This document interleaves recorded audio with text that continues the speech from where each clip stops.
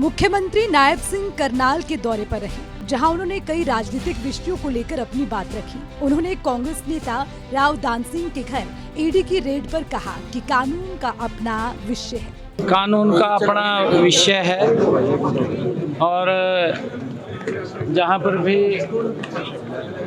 ED को कुछ लगा होगा तो उनका अपना विषय है, कोई ये हमारा कोई विषय नहीं। वहीं पंजाब के मुख्यमंत्री भगवंत मान के इंजन वाले बयान पर मुख्यमंत्री ने पलटवार किया और कहा कि ये इंजन मजबूत है।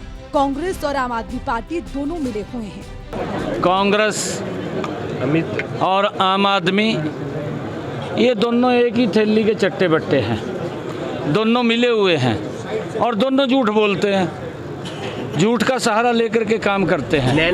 सतलुज का पानी हिमाचल के रास्ते हरियाणा लाने की कवायद पर भी मुख्यमंत्री नायब सिंह ने प्रतिक्रिया दी और कहा कि लाखों एकड़ भूमि उस पानी का इंतजार कर रही है। पानी की आवश्यकता है हमारे हरियाणा के अंदर, लाखों एकड़ भूमि जो उस पानी का इंतजार कर रही है और हम लगातार इस बात को कह भी रहे हैं। अब यहाँ से आ जाते हैं लोग और वादा भी करते हैं, वहाँ जाकर के मुकर जाते हैं। दो दो चेहरे यहाँ पर दिखाई देते हैं। हरियाणा के लोग अब समझ रहे हैं ऐसे लोगों को कि कौन दो दो चेहरे लगा करके घूम रहा है और उसका जवाब भी देंगे, क्योंकि इस पानी की हमारे किसान को आवश्यकता है, पानी मिलना चाहिए।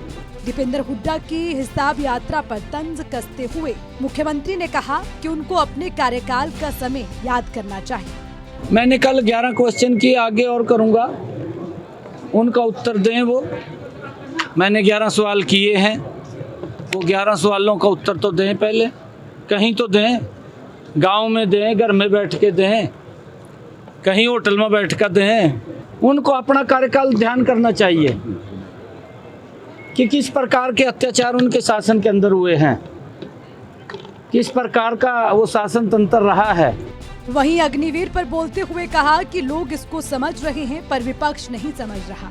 2024 के चुनाव के बाद इनको भी समझ में आ जाएगी। विपक्ष नहीं समझ रहा, कांग्रेस के समझ में नहीं आ रही है और वो अब 2024 का जो चुनाव है इसके बाद इनके भी समझ में आ जाएगी। बहरहाल चुनावी मौसम है तो आगे भी सत्ता पक्ष और विपक्ष में बयानबाजी का दौर ऐसे ही जारी रहेगा। सूर्या समाचार के लिए करनाल से हिमांशु नारंग की रिपोर्ट।